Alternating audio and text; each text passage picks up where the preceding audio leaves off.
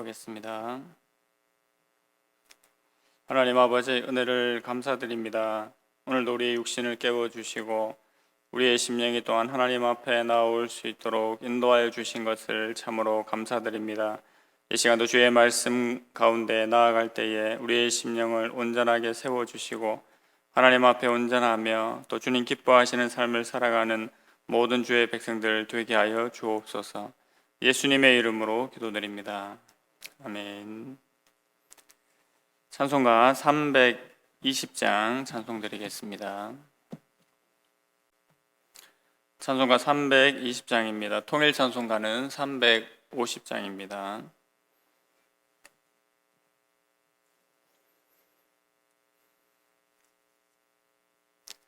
나의 죄를 정케 하사 주의 일꾼 삼으신 구세주의 넓은 사랑 항상 찬송합니다.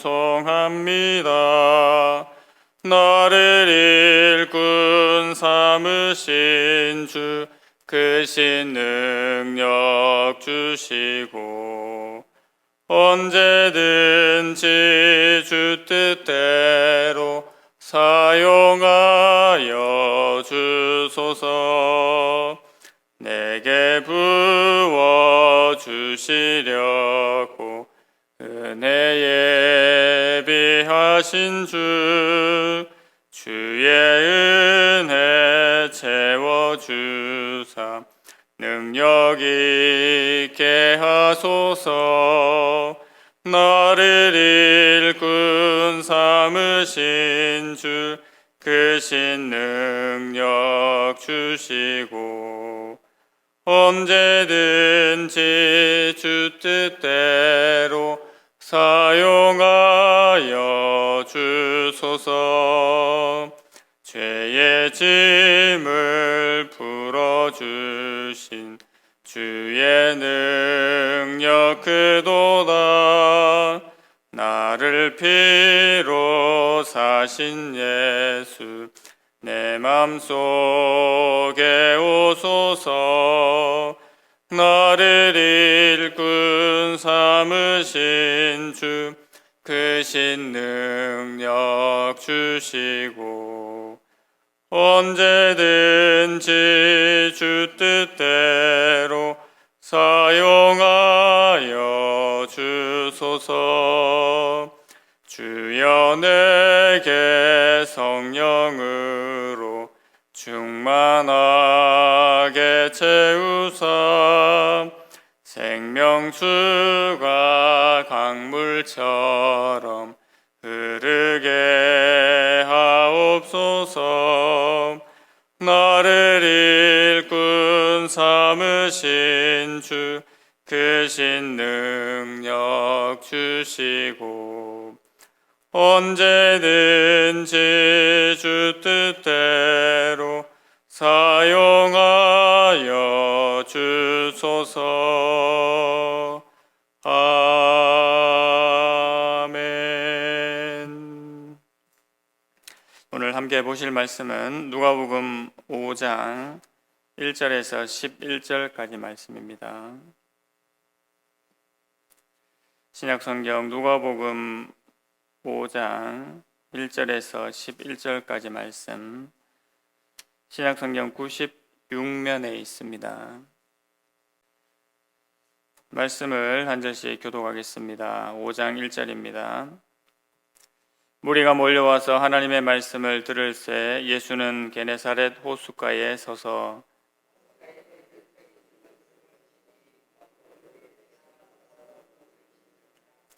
예수께서 한 배에 오르시니 그 배는 시몬의 배라. 육지에서 조금 떼기를 청하시고 앉으사 배에서 무리를 가르치시더니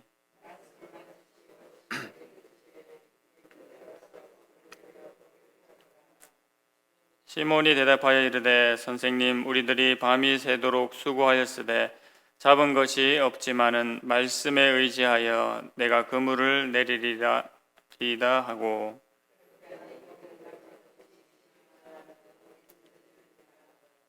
이에 다른 배에 있는 동무들에게 손짓하여 와서 도와달라 하니 그들이 와서 두 배의 채움에 잠기게 되었더라.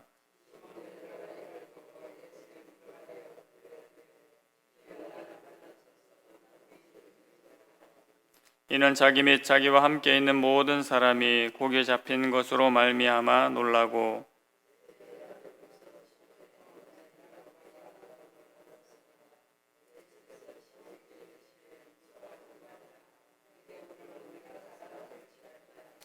함께 읽겠습니다.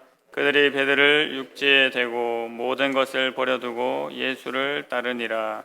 아멘. 오늘 본문의 말씀을 통해서 제자들을 부르신 예수님이란 제목으로 함께 말씀 받고자 합니다. 예수님께서는 갈릴리 여러 회당에서 복음을 선포하셨습니다. 이때에 많은 사람들이 예수님을 만나기 위해서 몰려왔다고 했지요. 예수님께서는 그 사람들을 외면하지 않으시고 그들에게 하나님 나라의 복음을 증거해 주셨고 또 일일이 그 위에 손을 얹으시면서 안수하시고 몸과 마음이 병든 자들을 치유해 주셨습니다. 오늘 본문은 예수님께서 게네사렛 호숫가에서 복음을 전하실 때 일어난 일입니다. 게네사렛 호수는 갈릴리 호수를 말합니다. 이 갈릴리 호수는 생명의 바다라는 별명을 가지고 있는데 예수님에 의해서 역시 이곳에서 영적인 생명력이 일어나게 되었습니다. 오늘 누가복음 5장 1절부터 11절은 어부들을 예수님께서 자신의 제자로 부르신 이야기입니다. 무리들이 하나님의 말씀을 듣기 위해서 게네사렛 호수로 몰려왔을 때 오늘 이 사건이 일어나게 되지요. 여기에서 하나님의 말씀이라고 하는 것은 바로 전파되는 복음의 내용을 말합니다. 그때 예수님께서는 호숫가에 계셨는데 시몬의 배 위에 올라가 해변에서 조금 떨어뜨린 후에 무리를 가르치셨습니다. 때마침 그때 어부들이 호숫가에서 배를 대고 그물을 씻고 있었는데 시몬 베드로의 배가 예수님께서 타시고 무리를 가르치신 배로 선택이 된 것입니다. 말씀을 마치신 예수님께서 베드로에게 명하셨습니다. 오늘 본문 4절에 보시는 것처럼 말씀을 마치시고 시몬에게 이르시되 깊은 데로 가서 그물을 내려 고기를 잡으라고 말씀하십니다. 그때 베드로가 어떻게 대답을 합니까? 선생님, 우리가 밤이 새도록 고기를 잡느라고 수고했지만 아무것도 얻은 것이 없습니다. 여기서 선생님은 예수님을 부를 때 사용하는 단어로 예수님의 권위를 인정하는 그런 표현입니다. 베드로는 갈릴리 바다에서 잔뼈가 굵은 나름대로 전문성을 가지고 있는 그런 어부였지요. 그러나 선생님의 말씀에 따라 그물을 내리겠다고 했습니다. 베드로는 예수님께서 하나님의 말씀을 전할 때에 옆에서 예수님의 말씀을 들었을 것입니다. 그리고 예수님의 말씀대로 그물을 내리게 되었습니다. 이것은 자신의 경험 또 자신의 전문성을 내려놓고 예수님의 말씀에 신뢰하고 순종한 것입니다. 순종은 무엇이겠습니까? 순종은 곧 말씀에 대한 신뢰입니다. 그런 다음에 어떤 일이 벌어지게 됩니까? 6절 말씀에 나와 있는 것처럼 수많은 고기가 잡혀서 그물이 찢어질 상황이 되었습니다. 말씀에 순종은 했지만 사실 이렇게 큰일이 일어나리라고는 베드로가 상상할 수가 없었을 것입니다. 베드로는 앞서 4장에서 장모님의 열병을 고쳐주셨던 예수님을 이미 경험한 바가 있습니다. 하지만 다시 한번 놀라지 않을 수 없는 그런 일이 자신 가운데 일어난 것을 보게 됩니다. 베드로와 함께 있었던 야고보와 요한도 똑같이 매우 놀라게 되지요. 그래서 주변에 다른 배에 손짓을 해서 와서 도와달라고 도움을 구합니다. 그들이 와서 고기를 두 배에 가득 채웠더니 배가 가라앉을 지경이 되었습니다. 이에 베드로가 어떻게 고백을 하게 됩니까? 8절 말씀입니다. 시몬 베드로가 이를 보고 예수의 무릎 아래 엎드려 이르되 주여 나를 떠나소서 나는 죄인이로소이다 하니 예수님은 물속에 있는 모든 물고기들의 움직임까지 다 알고 계셨습니다. 하나님을 만나고 직접 경험한 사람들의 공통적인 고백이 무엇이겠습니까? 바로 주님, 나를 떠나십시오. 나는 죄인입니다. 라는 그러한 고백입니다. 하나님의 임재를 경험하면 사람은 자신의 더러움과 자신의 비천함을 몸소 깨닫게 됩니다. 여기에서 죄인이라는 고백은 하나님과 감히 대면할 수 없는 주의 능력과 위엄 앞에 무기력한 자신의 모습을 의미하는 죄인입니다. 베드로의 이러한 반응은 이사야 선지자를 통해서도 우리가 확인해 볼 수 있습니다. 이사야 6장 5절 말씀에 이사야가 하나님을 만나고 한 말이 이러합니다. 화로다 나여 망하게 되었도다. 나는 입술이 부정한 사람이요 나는 입술이 부정한 백성 중에 거주하면서 만군의 여호와이신 왕을 배웠음이로다 라고 고백을 합니다. 죄인인 인간이 하나님을 인격적으로 뵙기 전에는 할 수 없는 그러한 고백이지요. 이렇게 이사야와 같이 베드로가 예수님의 살아계심을, 예수님의 하나님 되심을 고백하고 있는 것입니다. 그리고 베드로와 함께 있었던 이들도 모두 함께 놀라게 되지요. 예수님께서는 시몬에게 무서워하지 말라고 그렇게 말씀하십니다. 여기에서 무섭고 두렵다는 것은 바로 하나님의 영광을 체험한 데서 나오는 반응입니다. 그리고 동시에 두려워하지 말라는 말씀은 예수님께서 하나님의 영광을 경험한 자를 안심시키시는 그러한 말씀이십니다. 이어서 예수님은 시몬 베드로에게 내가 사람을 취하는 어부가 될 것이라고 말씀하십니다. 물고기 대신 사람을 잡을 것이라는 말씀이지요. 이제 베드로의 과업은 이스라엘 백성들을 불러 모으는 것입니다. 예수님께서는 이스라엘의 회복을 위해서 이 땅에 오셨고 또 이 일을 위해서 제자들을 부르셨습니다. 이 제자들은 이제 예수님과 함께 죄와 사망에 빠진 사람들을 구해내는 복음의 역사를 감당하게 될 것입니다. 이 놀라운 역사의 은혜스러운 일에 예수님께서 이 제자들을 부르셨습니다. 이에 제자들의 반응이 어떠합니까? 시몬 베드로, 야고보, 요한이 11절의 말씀대로 배를 육지에 대고 모든 것을 버려두고 예수를 따르니라고 오늘 본문이 말씀하고 있습니다. 이 사건은 모든 것을 버려두고 예수님을 따르게 된 결정적인 계기가 된 사건입니다. 그리고 부활하신 예수님을 만난 갈릴리 바닷가에서도 다시 이와 유사한 경험을 하게 됩니다. 이들은 자신의 모든 것을 버려두고 즉각적으로 예수님을 따랐습니다. 예수님의 권위와 능력을 진실로 경험하면 주님을 따르지 못할 이유가 없습니다. 우리도 마찬가지이지요. 우리 안에 임하신 예수님을 경험하였기 때문에 우리 모두가 지금 예수님을 따라 살고 있는 것입니다.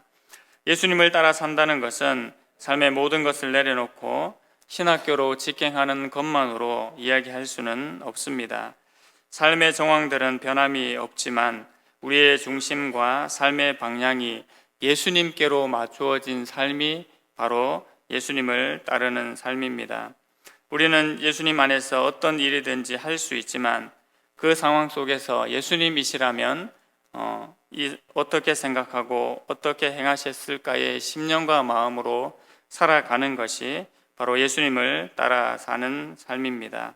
오늘 하루의 삶도 우리 자신들을 부르신 그 예수님을 기억하고 또 전심으로 주를 향한 삶을 살아가기를 소망합니다. 사명은 기뻐함과 즐거움으로 주를 따르는 것입니다. 질 수 없는 십자가를 지는 것이 아니지요. 주를 믿음으로 기꺼이 거룩함과 순종으로 나아가는 것입니다. 오늘도 모든 것을 버리고 예수님을 따라갔던 예수님의 제자들처럼 전심으로 주를 따르는 모든 주의 백성들이 되기를 간절히 소망합니다. 하나님 아버지, 은혜를 감사합니다. 예수님께서 이 땅에 오셔서 모든 은혜와 영광을 보여주시고 우리 스스로 모든 것을 버려두고 예수님을 따라가게 된 것을 다시 한번 확인하게 하시니 감사합니다. 하나님, 우리 안에 임하셨던 그 생명의 주 예수 그리스도를 날마다 기억하게 하시고 날마다 되뇌이게 하셔서 주의 말씀과 능력 가운데 날마다 살아가는 주의 백성들 되게 하여 주시옵소서. 한순간도 예수님께서 나의 심령과 마음을 붙잡지 않으시면 내가 하나님 앞에 온전함으로 세워줄 수 없는 존재임을 오늘 이 시간도 고백하오니, 하나님 내 안에 오셔서 나를 다스리시고 인도하시고 통치하여 주시옵소서. 예수님의 이름으로 기도드립니다. 아멘. 하늘에 계신 우리 아버지여, 이름이 거룩히 여김을 받으시오며 나라의 임하옵시며 뜻이 하늘에서 이룬 것 같이 땅에서도 이루어지이다. 오늘날 우리에게 일용할 양식을 주옵시고 우리가 우리에게 죄 지은 자를 사하여 준 것 같이 우리 죄를 사하여 주옵시고 우리를 시험에 들게 하지 마옵시고 다만 악에서 구하옵소서. 대개 나라와 권세와 영광이 아버지께 영원히 있사옵나이다. 아멘. 예수님과 동행함이 가장 큰 기쁨이 되는 삶이 되도록 기도해 주시기 바랍니다. 오늘 있을 수요 예배를 위해서 기도해 주시고 고3 수험생들을 위해서 기도해 주시기 바랍니다. 질병과 환난과 공고함으로 하나님 앞에 은혜를 구하는 지체들에게 하나님께서 은혜를 내려주시고 또 영육간의 강건함을 허락해 주시기를 기도해 주십시오. 더불어 개인 기도 제목들을 가지고 함께 기도하시겠습니다.